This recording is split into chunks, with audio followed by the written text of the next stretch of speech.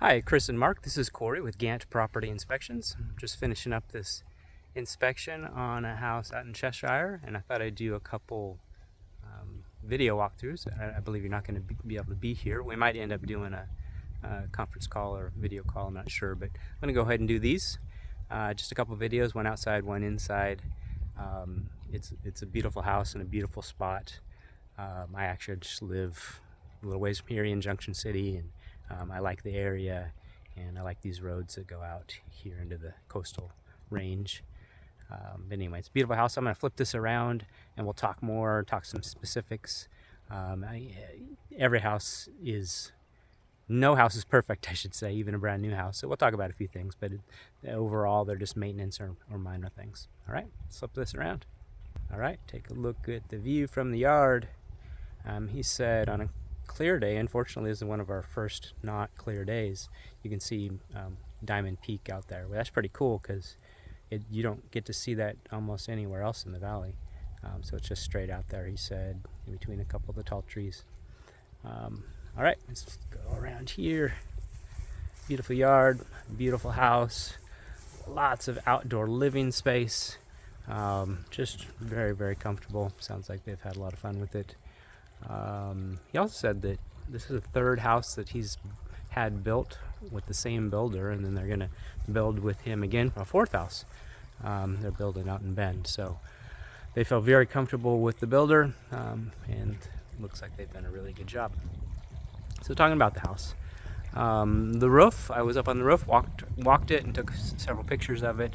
I'm just taking a look, make sure there's no builder deficiencies or any problems, even from trees and stuff like that. And there's not. I don't see any real issues. The roof's been kept fairly clean.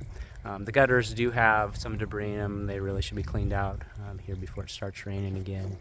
And then because of the trees in the near vicinity, it does need to be cleaned off occasionally. These two roofs here and here are not very steep. And so there's a note in there about asphalt shingles on low pitch roofs. It really has to have a double moisture barrier underneath it, and I can't see that, so we're just assuming that it does, because that's the way it's supposed to be done. But also with trees and stuff around, those need to be cleaned off a few times in the fall and winter. Recommend someone getting up there with a leaf blower, blowing off the whole roof, getting the dirt and leaves and needles off. Same with the gutters. And right now, it's just the gutters need a little cleaning. Coming down, it has Hardy Plank siding. That's the brand. It's a fiber cement siding, which I tell my clients I believe it's the best kind of siding there is. It does not burn. I've even tried on a fire. It doesn't rot, and bugs don't eat it either. It also paints fairly easily. Paint sticks really well. So that's the fiber cement, or Hardy Plank is the brand. And you see that around, and overall it seems to be in good condition. Let's go ahead and walk this way.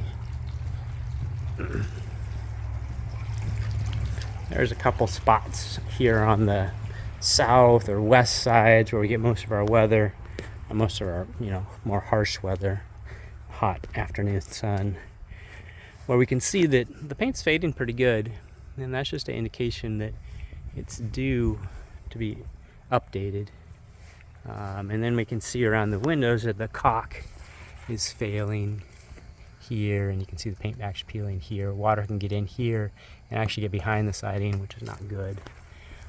So at a minimum, the caulk all needs to be checked and re-caulked to make sure there's no penetrations. Well, there are penetrations, to fix any of these penetrations around the windows and around the trim. Now these joints here, call those butt joints, they are not caulked, and actually they're not supposed to be caulked, so don't let anyone convince you that they need to be caulked. Manufacturer says they're supposed to be done just like this. And so I see it done wrong all the time, and that's why I mention it, that this is the way it's supposed to be done. There's actually a piece of flashing behind those joints. There's one up there. And that's the way it's supposed to be done, no caulk. If you put caulk on them, then it's just a whole bunch of maintenance every couple years. All right, so again, you see caulk here, cracked here, and then actually there's some moisture damage here. So you can see the sun and the moisture starting to crack that wood. Right now it still feels fairly solid. There's a little bit of softness there. It could be salvaged. It might continue to deteriorate though. But what I mean by it might be able to be salvaged is filling that in with caulk and paint might fix it, but it might not. So it could be replaced. On that same note, here at the bottom of this door, there's actually is some softness, what we call rot, down here.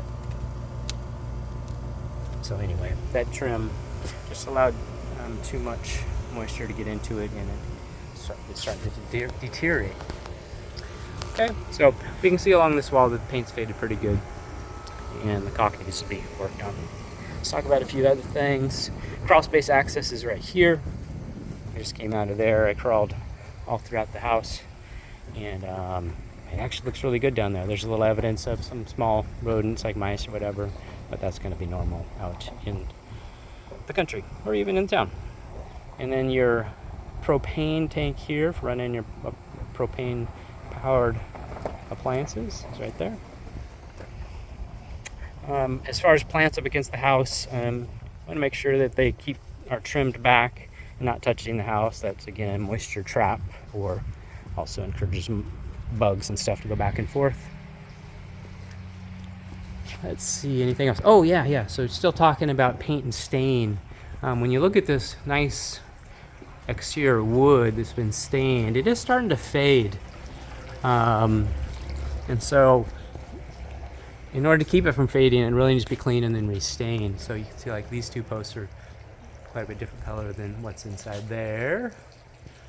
So it's fading. Also, you can start to see a little bit of this blackness here, which is really a mildew of sorts, or an algae. And you can see it starting to show up on the ceiling. So again, probably due to be cleaned real good and then restained.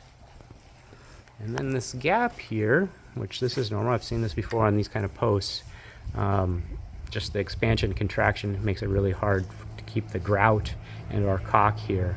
So I would probably recommend some kind of sloped trim to replace or to cover up that gap so moisture doesn't get down there and cause the post to rot. And that's true here on the back and also on the front. Fireplace inside and out, they haven't been used a whole lot, but they look like they're still functioning fine. Let's walk around here. I'll show you those other posts. I think our realtor just showed up. So here's what I was talking about, these posts. One other thought